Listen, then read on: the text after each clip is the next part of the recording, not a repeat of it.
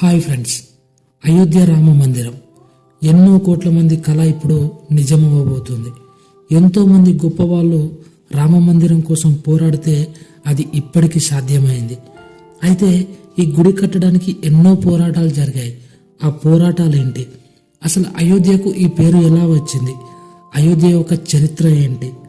ఎందుకని గొడవలు మొదలయ్యాయి? అసలు ఎందుకని హిందువులకు ముస్లింలకు 500 ఏళ్లకు పైగా గొడవలు జరిగాయి? ఇప్పుడు అక్కడ కడుతున్న గుడి విశేషాలు మరియు ప్రత్యేకతలేంటి? ఎప్పుడు ప్రారంభమవబోతుంది? ఇలాంటి ఎన్నో ప్రశ్నలకు ఈ వీడియోలో మీకు సమాధానం చెప్పబోతున్నాను. వీడియో అయితే చాలా ఇంట్రెస్టింగ్గా ఉంటుంది. వీడియోని ఎండ్ వరకు అయితే చూడండి. అండ్ మన ఛానల్ కనుక ఫస్ట్ టైం వచ్చినట్టయితే సబ్స్క్రైబ్ చేసుకొని ఈ వీడియోని అయితే లైక్ చేసి ఆదరించండి. సో ఇంకా లేట్ చేయకుండా మనం టాపిక్లోకి అయితే వెళ్ళిపోదాం. నంబర్ 1, అయోధ్యకి ఆ పేరు ఎలా వచ్చింది? పురాణాలలో మహారాజైన ఆయుధ్ను శ్రీరాముని పూర్వీకునిగా పేర్కొన్నారు. అతడి పేరు సంస్కృత పదమైన యుద్ నుండి వచ్చింది. ఆయుధ్ అపరిచితుడు కనుక ఈ నగరానికి అయోధ్య అన్న పేరు వచ్చింది. అయోధ్య అంటే జయించ శక్యం కానిది అని అర్థం. గౌతమ బుద్ధుని కాలంలో ఈ నగరం పాలి భాషలో అయోజిహాగా పేర్కొన్నారు. అది సంస్కృతంలో అయోధ్య అనే అర్థాన్ని ఇస్తుంది. నంబర్ 2, అయోధ్య యొక్క చరిత్ర ఏంటి? అయోధ్య అత్యంత ప్రాచీనమైన, విశాలమైన, అత్యద్భుతమైన నగరం. హిందూ పురాణాల ప్రకారం సూర్యవంశానికి చెందిన 63వ రాజు దశరథుని రాజ్యమైన కోశల రాజ్యానికి రాజధానిగా ఉండేది. రామాయణంలోని ప్రారంభ అధ్యాయంలో ఈ నగరం యొక్క గొప్పతనాన్ని, అక్కడి ప్రజల మంచితనాన్ని గురించి వర్ణించడం జరిగింది. జైన మతానికి చెందిన 5 తీర్థంకారులు ఇక్కడే జన్మించారు. జైన మతానికి ఆద్యుడైన శ్రీ ఋషభనాథుడు అంటే రిషభదేవుడు కూడా ఇక్కడే జన్మించాడు. భగవాన్ స్వామి నారాయణ కూడా తన బాల్యం ఇక్కడే గడిపాడు. ఆయన భారతదేశం అంతటా 7 సంవత్సరాలు పర్యటించినప్పుడు ఆ యాత్రను ఇక్కడి నుంచే ప్రారంభించాడు.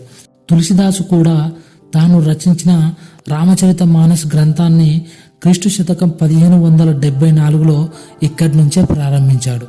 తమిళనాడుకు చెందిన చాలామంది ఆళ్వార్లు కూడా అయోధ్య నగరాన్ని గురించి తమ రచనల్లో ప్రస్తావించారు. నంబర్ 3, అయోధ్య ప్రాంతంలోని రామాలయ నిర్మాణ గొడవలు.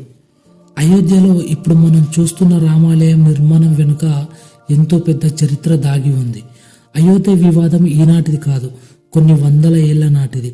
ఉత్తరప్రదేశ్లోని అయోధ్యలో ఉన్న 2.77 ఎకరాల స్థలం కోసం హిందువులు మరియు ముస్లింలలో చాలా కాలంగా మతపరమైన గొడవలు నడిచాయి. రాముడు జన్మించిన స్థలంగా హిందువులు, బాబ్రీ మసీదు నిర్మించిన కారణంగా ముస్లింలు, ఇలా ఈ 2 మతాల వారు ఈ ప్రాంతంతో అనుబంధాలు కలిసి ఉండటంతో ఈ ప్రాంత విషయంలో ఎన్నో గొడవలకు దారితీశాయి. అసలు ఆ గొడవలు ఎలా మొదలయ్యాయంటే 1528లో ఇక్కడున్న రాముడు ఆలయాన్ని కూల్చివేసి మసీదు నిర్మించారు. దీంతో వివాదం మొదలైంది. 1528లో ఈ ప్రాంతాన్ని మొఘల్స్ ఆక్రమించుకున్న తరువాత మొఘల్స్ సేనాధిపతి మీర్బాకి ఈ స్థలంలో ఒక మసీదును నిర్మించాడు. మొఘల్ చక్రవర్తి బాబర్ పేరు మీద దీనికి బాబ్రీ మసీదు అనే పేరు వచ్చింది. మసీదు నిర్మించడం కోసం రాముడి ఆలయాన్ని కూల్చివేశారని ప్రజాబహుళంలో చాలా నమ్మకం ఉంది. ఈ నమ్మకానికి చారిత్రక ఆధారాలు కూడా ఉన్నాయి. మసీదుకు ముందు ఆ స్థలంలో ఒక నిర్మాణం ఉండేదని చెప్పే పురావస్తు ఆధారాలు కనుగొన్నారు. ఈ నిర్మాణం హిందూ దేవాలయమని, బౌద్ధ నిర్మాణమని వివిధ రకాలుగా భావించారు. మసీదు నిర్మించిన స్థలంలో ఆలయం ఉండేదని తొలిసారి 1822లో ఫైజాబాద్ కోర్టు అధికారి ఒకరు చెప్పారు. నిర్మోహి అఖాడ విభాగం ఈ ప్రకటనను ఆధారంగా చూపిస్తూ 19వ శతాబ్దపు తర్వాతి కాలంలో ఒక దావా వేసింది. ఇది 1855లో ఈ ప్రదేశంలో జరిగిన మొట్టమొదటి మత కలహాలకు దారితీసింది. 1859లో బ్రిటిష్ పాలకులు వివాదాలను నివారించడానికి మసీదు బయట ప్రాంగణాన్ని వేరు చేయడానికి ఒక కంచెను ఏర్పాటు చేసింది. 1949 వరకు ఈ స్థితి ఇలాగే కొనసాగింది. అయితే 1949లో రామ విగ్రహాలను ఎవరు చూడకుండా మసీదు లోపల పెట్టారు. హిందూ మహాసభ స్వచ్ఛంద సేవకులు ఈ పని చేశారని ఆరోపణలు వచ్చాయి. దీనిపై గందరగోళం చెలరేగింది. ఆ స్థలం మాదంటే మాదని ఇరు పక్షాల వారు కోర్టులో సివిల్ కేసులు దాఖలు చేశాయి. విగ్రహాలను లోపల ఉంచడాన్ని మసీదును అపవిత్రం చేయడంగా ముస్లింలు భావించారు. ప్రభుత్వం ఈ స్థలాన్ని వివాదాస్పదంగా ప్రకటించి మసీదు గేటుకు తాళం వేసింది. ఈ స్థలంలో రాముడికి ఒక ఆలయాన్ని నిర్మించాలంటూ 1980లో విశ్వ హిందూ పరిషత్ ఒక ఉద్యమం చేపట్టింది. బీజేపీ పార్టీ దానికి రాజకీయ స్వరమిచ్చింది. తాళాలు వేసిన గేట్లు తెరిపించి అక్కడ హిందువులకు పూజలు చేసుకోవాలని 1986లో న్యాయమూర్తి తీర్పు ఇచ్చారు. ఈ తీర్పుతో ఉద్యమానికి మరింత బలం చేకూరింది. ఇలా ఈ స్థలం కోసం ఎన్నో రోజులు గొడవలు చెలరేగుతూనే వచ్చాయి.